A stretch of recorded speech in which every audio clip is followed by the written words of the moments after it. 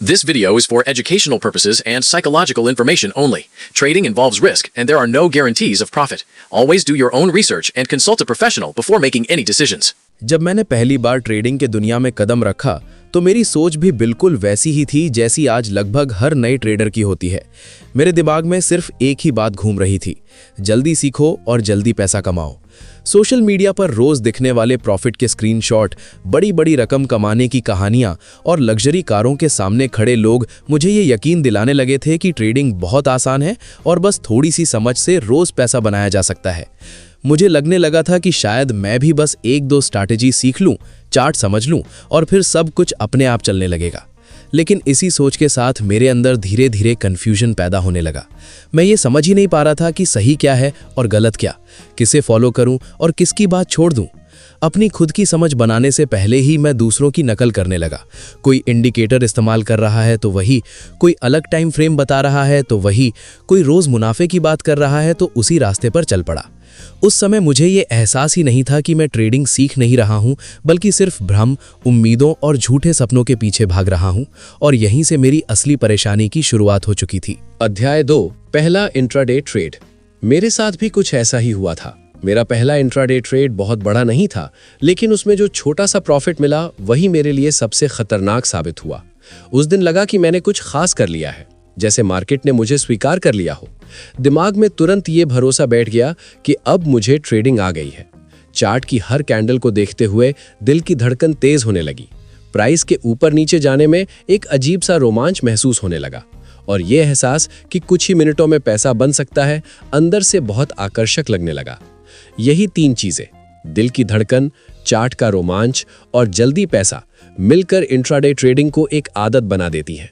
लेकिन ये आदत मेहनत, अनुशासन या सीखने की नहीं होती, बल्कि बेचैनी की होती है। बार बार चार्ट देखने की बेचैनी, हर मूव में ट्रेड लेने की बेचैनी और हर दिन कुछ ना कुछ कमाने की बेचैनी। उस छोटे प्रॉफिट ने मुझे शांत और समझदार बनाने के बजाय और ज्यादा उतावला बना दिया। मुझे लगने लगा कि अगर इतना आसानी से मिल गया है तो और क्यों नहीं। यहीं से ट्रेडिंग एक प्रोसेस नहीं बल्कि एक नशे जैसी बन जाती है, जिसमें इंसान सुकून नहीं बल्कि लगातार एक्साइटमेंट ढूंढने लगता है। और यही वो मोड़ होता है जहां असली नुकसान की कहानी धीरे धीरे शुरू होती है। अध्याय 3, इंट्राडे की सच्चाई, भावनाओं का खेल। जब मैंने इंट्राडे ट्रेडिंग को थोड़ा और गहराई से जीना शुरू किया, तब उसका असली चेहरा मेरे सामने धीरे धीरे खुलने लगा। शुरुआत में तो सब कुछ बहुत रोमांचक लगता था। हर मिनट चार्ट खुला रहता, हर नई कैंडल के साथ एक नई उम्मीद पैदा होती। अगर प्राइस थोड़ा सा भी नीचे जाता तो दिल में डर बैठ जाता कि कहीं सब खत्म ना हो जाए। और जैसे ही थोड़ी सी तेजी आती, लालच तुरंत जाग उठता कि काश अभी और पैसा बन जाए। मैं ये समझ ही नहीं पा रहा था कि मैं मार्केट को नहीं बल्कि अपने ही दिमाग को घूर रहा हूँ। हर टिक के साथ मेरी भावनाएं ऊपर नीचे हो रही थीं और उसी के साथ मेरे फैसले भी। बाहर से देखने वाले को लगता था कि मैं ट्रेडिंग कर रहा हूँ, पैसा कमा रहा हूँ, स्क्रीन पर नंबर बदल रहे हैं, लेकिन अंदर से मेरा दिमाग लगातार जल रहा था। चैन नाम की कोई चीज नहीं बची थी। ना जीत में खुशी होती थी, ना हार में सीख। बस एक बेचैनी थी जो मुझे हर समय चार्ट से बांधे रखती थी। तब मुझे पहली बार एहसास हुआ कि इंट्राडे ट्रेडिंग में असली हार मार्केट से नहीं होती, बल्कि अपनी ही भावनाओं से होती है।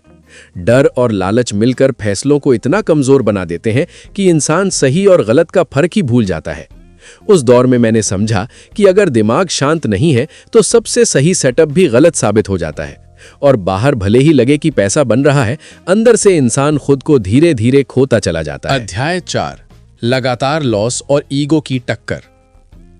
जब नुकसान शुरू हुआ तो वो अचानक नहीं था, बल्कि धीरे धीरे मेरे भीतर कुछ तोड़ता चला गया।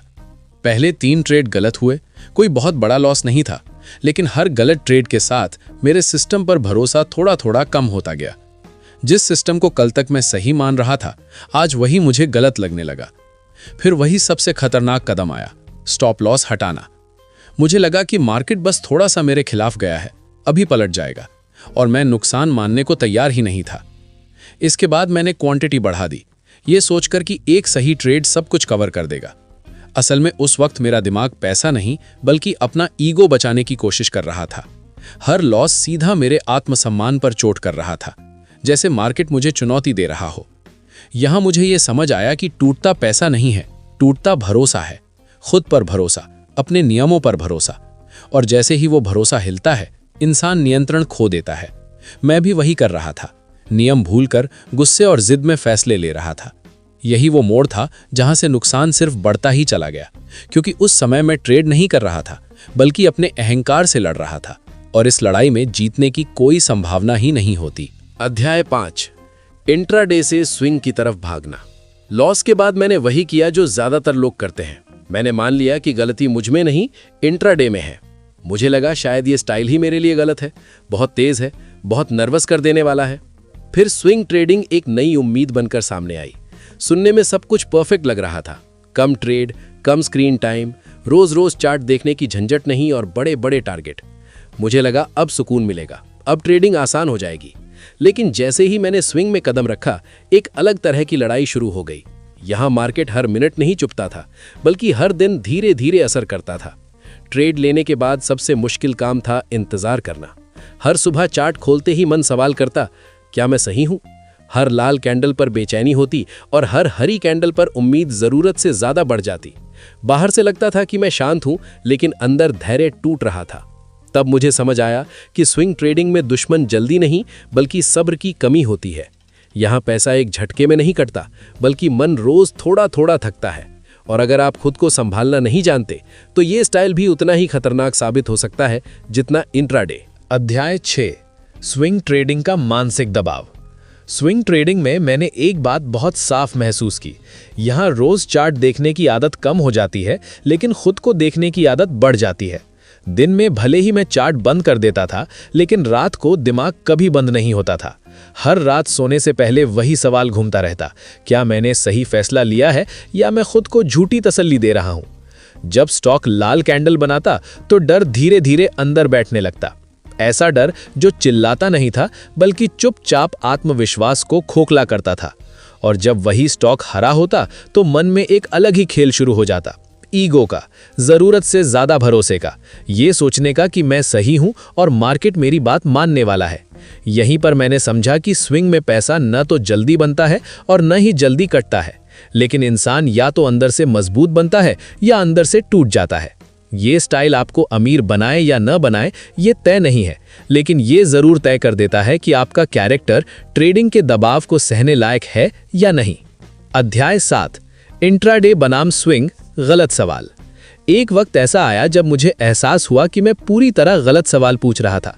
मैं बार बार यही सोचता रहता था कि इंट्राडे बेहतर है या स्विंग, जैसे इन दोनों में से कोई एक जादुई रास्ता हो जो मुझे बचा लेगा।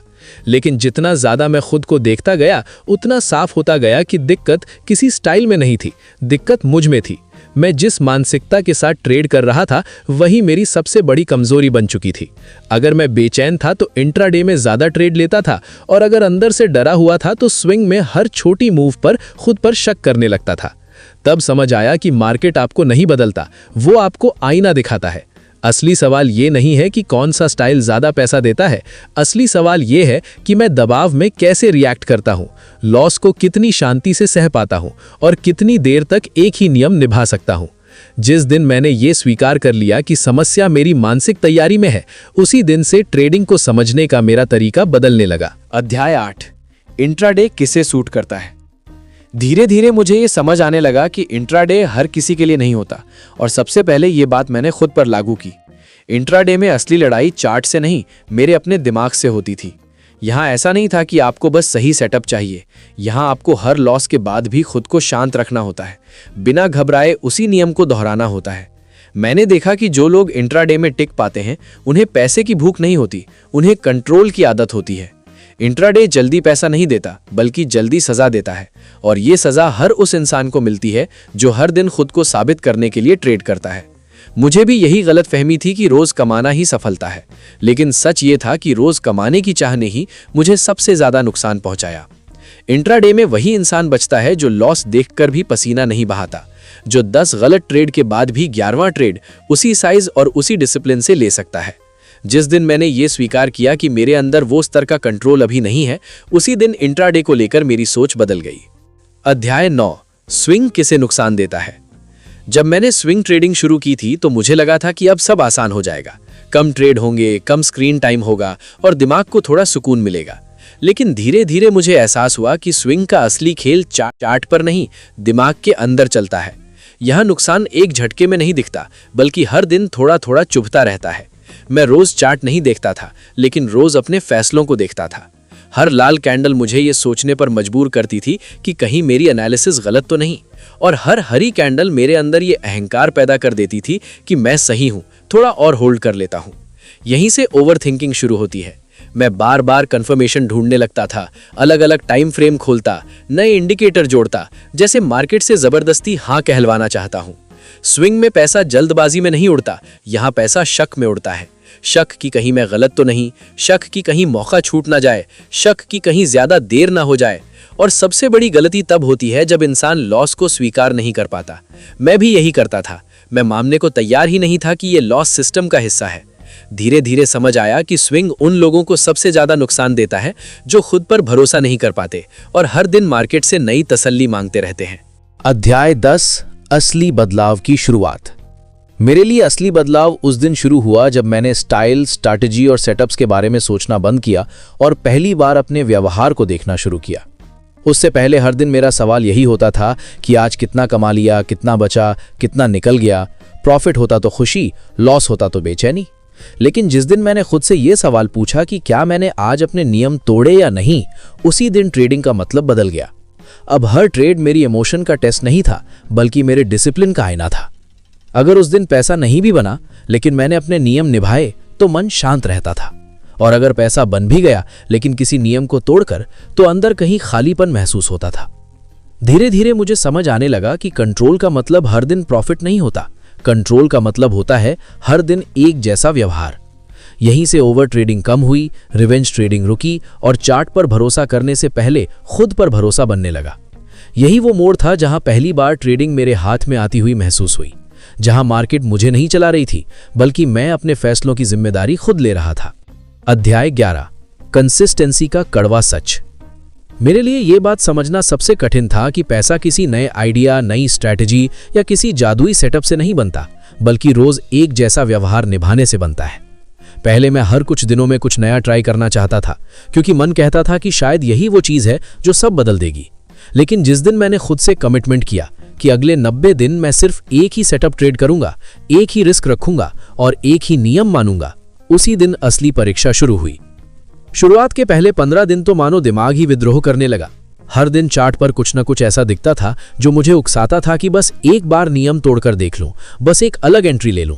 मन बार बार कहता था कि इतने मौके छोड़ना बेवकूफ़ी है, लेकिन मैं जानता था कि ये लड़ाई मार्केट से नहीं, खुद से है। उन्हीं शुरुआती दिनों में मुझे ये एहसास हुआ कि कंसिस्टेंसी का मतलब बोरियत सहना होता है, एक जैसे दिन जीना होता है और बिना किसी एक्साइटमेंट के अपने नियम निभाना होता है। वहीं से मुझे समझ आया कि पैसा तेज दिमाग से नहीं, ठहरे हुए दिमाग से बनता है, और जो इन पहले 15 दिनों को पार कर लेता है वही आगे टिकने का हकदार बनता है। अध्याय 12, लॉस रुकना, पहली जीत। मेरे लिए सबसे बड़ा मोड़ तब आया जब मुझे यह समझ में आया कि ट्रेडिंग में पहली जीत कोई बड़ा प्रॉफिट नहीं होती, बल्कि नुकसान का रुक जाना होता है। पहले मैं हर दिन ये देखता था कि कितना कमाया, लेकिन कभी ये नहीं देखा कि कितना बेवजह गवाया। जब मैंने अपने सिस्टम को सच में फॉलो करना शुरू किया, तब एक अजीब सा दौर आया जहां पैसा खास बढ़ नहीं रहा था, लेकिन गिर भी नहीं रहा था। शुरुआत में ये फेज बहुत निराशाजनक लगता है, क्योंकि दिमाग कहता है कि इतनी मेहनत के बाद भी कुछ हो नहीं रहा। लेकिन धीरे धीरे मुझे एहसास हुआ कि यही वो पल है जब सिस्टम पहली बार सांस लेता है।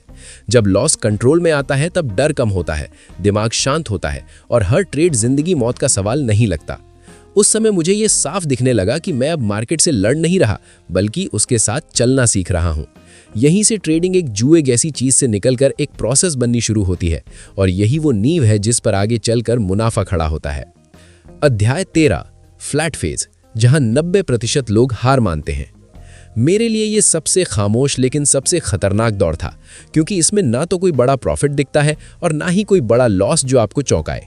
बाहर से सब कुछ बिल्कुल सामान्य लगता है, जैसे कुछ खास हो ही नहीं रहा, लेकिन अंदर ही अंदर यही वो समय होता है जो ट्रेडर की असली परीक्षा लेता है। कई दिन ऐसे गुजरते हैं जब न खुशी होती है न दुख, बस एक अजीब सा खालीपन रहता है और दिमाग बार बार यही सवाल पूछता है कि क्या मैं सही रास्ते पर हूं या सिर्फ समय बर्बाद कर रहा हूं। मैंने देखा कि इसी फेज में ज्यादातर लोग घबरा जाते हैं। उन्हें लगता है कि उनकी स्ट्रैटेजी काम नहीं कर रही और वे फिर से कुछ नया ढूंढने निकल पड़ते हैं। लेकिन मैंने खुद को रोका और पहली बार समझा कि ये ठहराव असफलता नहीं बल्कि स्थिरता का संकेत है। यही वो जगह है जहां शोर खत्म होता है, उम्मीदें शांत होती हैं और सिर्फ अनुशासन बचता है।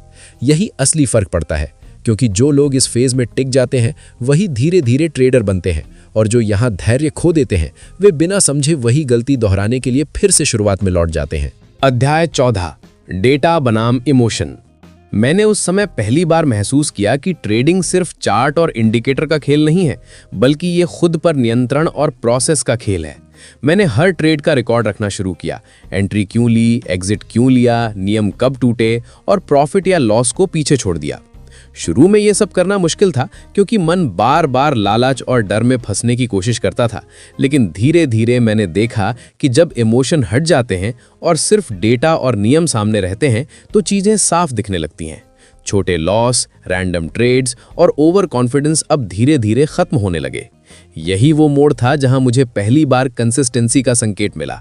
ये वो क्षण था जब मैंने महसूस किया कि अगर मैं नियमों का पालन करूं और अपने प्रोसेस पर विश्वास रखूं तो पैसा अपने आप बनना शुरू नहीं होता, बल्कि मेरा ट्रेडर का व्यवहार सही दिशा में बढ़ता है। यही डेटा और प्रोसेस की ताकत है जिसने मेरी सोच बदल दी और मुझे एहसास कराया कि असली जीत इमोशन पर नियंत्रण और लगातार अनुशासन में है। अध्याय 15, दबाव, जिम्मेदारियां और सच्चाई। मुझे एहसास हुआ कि ये सिर्फ चार्ट, इंडिकेटर और सेटअप का खेल नहीं है। असली चुनौती तो इस बात की है कि मैं अपने जीवन की बाकी जिम्मेदारियों के साथ इस खेल में संतुलन कैसे बनाऊं। उस समय मेरे ऊपर नौकरी का प्रेशर था, परिवार की जिम्मेदारियां थीं, रोज के खर्च और ईएमआई की चिंता थी, और मैं सोचता था कि क्या मैं वैसे ही फैसले ले सकता हूं जैसे फुल टाइम ट्रेडर बिना किसी बोझ के लेता है। शुरुआत में मैंने कोशिश की कि ट्रेडिंग को अपनी पूरी जिंदगी बना दूं, लेकिन जल्द ही पता चला कि ये तरीका थकान, भ्रम और जल्दबाजी के अलावा कुछ नहीं लाता। हर दिन चार्ट देखने के दौरान मन की बेचैनी बढ़ती, निर्णयों में अनिश्चितता आती और छोटे छोटे लॉस भी मानसिक दबाव बढ़ा देते। धीरे धीरे मैंने ये समझा कि सफलता का असली रहस्य ये नहीं कि मैं कितनी जल्दी पैसे बना सकता हूँ, बल्कि ये कि मैं कैसे अपने नियमों, रिस्क टॉलरेंस और मानसिक संतुलन के साथ खेलता हूँ। मैंने तय किया कि ट्रेडिंग मेरी पूरी जिंदगी नहीं बल्कि मेरी जिंदगी का एक हिस्सा है। ऐसा हिस्सा जिसमें मैं केवल अपने सिस्टम और योजना के अनुसार काम करता हूँ, बिना ये सोचे कि मार्केट मेरे लिए पहचान तय कर देगी। यही दृष्टिकोण मुझे मानसिक रूप से मजबूत बनाता है, मुझे जल्दबाजी और इमोशंस के जाल से दूर रखता है और ये सिखाता है कि पैसा तब बनता है जब ट्रेडिंग हमारी नियंत्रण में होती है, ना कि हमारी पहचान बन जाती है। इस समझ के साथ मैंने हर ट्रेड, हर लॉस और हर छोटे प्रॉफिट को केवल अनुभव और सीखने के अवसर के रूप में देखा, और यही तरीका मुझे स्थिरता, अनुशासन और लंबी अवधि में टिके रहने की क्षमता देता है। यही वो मोड़ था जहां मैंने ट्रेडिंग को अपनी जिंदगी का हिस्सा बनाना शुरू किया, और धीरे धीरे ये खेल मेरे लिए डर और चिंता नहीं बल्कि अनुशासन और आत्मनियंत्रण की कहानी बन गया। अध्याय 16, लॉन्ग टर्म सोच। जब मैंने ट्रेडिंग की दुनिया में कदम रखा तो मैं हमेशा बड़े प्रॉफिट और हर साल शानदार रिजल्ट पाने की कोशिश में फंसा रहता था। मुझे लगता था कि अगर हर ट्रेड पर पैसा नहीं बन रहा तो मैं फेल हो रहा हूं, और यही सोच मुझे बार बार निराशा में डालती थी। लेकिन समय के साथ मैंने धीरे धीरे ये समझा कि ट्रेडिंग केवल नतीजों का खेल नहीं है, बल्कि ये टिके रहने का, नियमों का पालन करने का और अपने मानसिक संतुलन को बनाए रखने का खेल है। असली सफलता हर महीने या हर साल बड़े प्रॉफिट में नहीं, बल्कि लगातार सिस्टम के अनुसार काम करने में है। मैंने देखा कि अगर मैं अपने सिस्टम के साथ बने रहूं, अपने तय किए हुए नियमों का पालन करूं और मन को शांत रखूं, तो मेरी पूंजी सुरक्षित रहती है। मैं गलती से बड़े नुकसान में नहीं जाता और धीरे धीरे अनुभव और समझ से सही ट्रेड्स सामने आने लगते हैं। छोटे प्रॉफिट या लॉस पर ध्यान देने की बजाय मैंने ये ध्यान देना शुरू किया कि क्या मैं अपने नियम और योजना के अनुसार खेल रहा हूँ। यही दृष्टिकोण मुझे अंदर से मजबूत बनाता है, मुझे जल्दबाजी और भावनाओं से दूर रखता है और लंबे समय तक टिकने में मदद करता है। समय के साथ मैंने ये जाना कि सही ट्रेडिंग केवल परिणाम देखने से नहीं आती, बल्कि खुद पर भरोसा करने, नियमों के प्रति अनुशासित रहने और मानसिक स्थिरता बनाए रखने से आती है। यही वो तरीका है जिससे धीरे धीरे न केवल सही रिजल्ट आते हैं, बल्कि मैं खुद अपने आप में एक मजबूत ट्रेडर बनता हूं, जो भावनाओं के झटकों से नहीं डरता और हर स्थिति में संतुलन बनाए रखता है। चैप्टर 17। जब मैंने खुद को कुछ हफ्तों तक नियमों और सेटअप पर टिकाया तो मुझे एक नई चुनौती का एहसास हुआ, बाहरी शोर और खुद की भावनाओं से लड़ना।